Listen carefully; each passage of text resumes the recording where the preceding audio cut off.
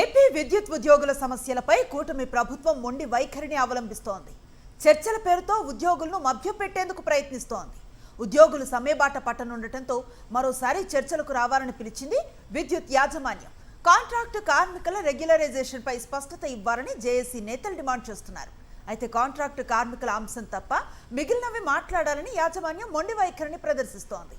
ప్రస్తుతం విద్యుత్ సౌధలో ఉద్యోగులు నిరసన తెలుపుతున్నారు.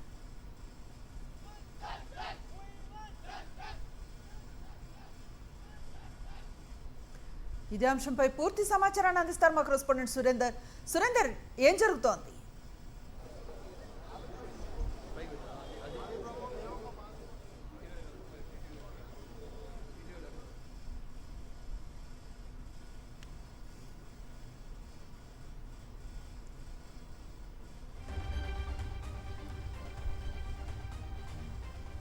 విద్యుత్ ఉద్యోగుల జేఏసీతో యాజమాన్యం జరుపుతున్న చర్చలు దాదాపు 6 గంటలుగా కొనసాగుతున్న పరిస్థితి కనిపిస్తుంది. ప్రధానంగా కాంట్రాక్ట్ ఉద్యోగుల రెగ్యులేషన్ సంబంధించి ప్రధానంగా చర్చ అయితే కొనసాగుతున్న పరిస్థితి కనిపిస్తుంది. ఇతర అంశాలకు సంబంధించి అన్నింటినీ మేము అంగీకరిస్తాం, కాంట్రాక్ట్ ఉద్యోగుల రెగ్యులేషన్ సంబంధించిన అంశాన్ని మీరు పక్కన పెట్టినట్టు విద్యుత్ జేఏసీ నాయకులను యాజమాన్యం అడుగుతున్న పరిస్థితి.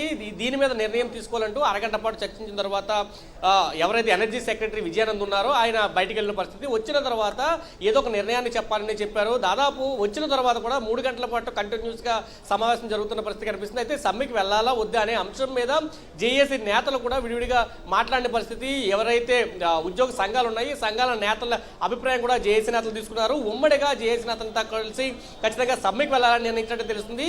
కాంట్రాక్ట్ ఉద్యోగుల రెగ్యులేషన్ సంబంధించి ఒక స్పష్టమైన హామీ ఇవ్వాలి, దానికి సంబంధించిన తర్వాత మాత్రమే ఈ చర్చల నుంచి బయటకు వస్తామంటే వాళ్ళు చెప్పిన అయితే మనకు తెలుస్తుంది. కొద్దిసేపటి క్రితమే వాళ్ళంతా కూడా బయటకు వచ్చారు. అయితే మళ్ళీ ఎక్కడైతే వరండా ఉందో వరండాలో మొత్తం నాయకులంతా కూడా సమావేశం అయ్యారు. ఈ సమావేశంలో ఎట్టి పరిస్థితుల్లో ఇప్పుడు వెనక్కి తగ్గితే కనుక మళ్ళీ భవిష్యత్తులో కాంట్రాక్ట్ ఉద్యోగుల రెగ్యులేషన్ సంబంధించి ముందుకు అడుగుపడే అవకాశం లేదు, కాబట్టి ఖచ్చితంగా ఇప్పుడే తాడోపడో తేల్చుకోవడానికి సిద్ధం అవ్వాలని చెప్పి నాయకులంతా ఏకాభిప్రాయానికి వచ్చినట్టు తెలుస్తుంది. దీనిలో భాగంగానే సమ్మెకి వెళ్తున్నామంటూ వాళ్ళు ప్రకటించినట్లు కూడా మనకు సమాచారం అందుతుంది. అయితే ప్రకటించి బయటకు వచ్చిన తర్వాత మళ్ళీ జేఏసీ చైర్మన్ అదేవిధంగా కన్వీనర్ ఇద్దరిని కూడా యాజమాన్యం పిలిచి మళ్ళీ మాట్లాడుతున్న పరిస్థితి కనిపిస్తుంది.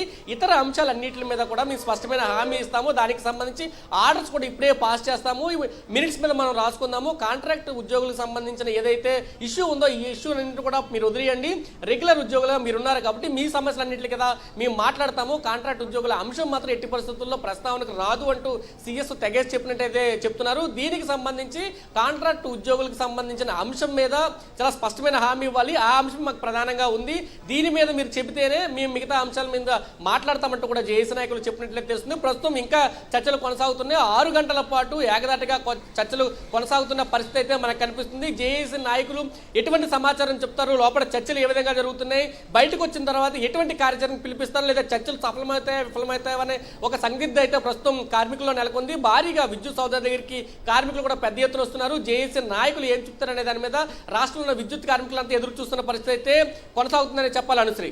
Right, thank you Surender.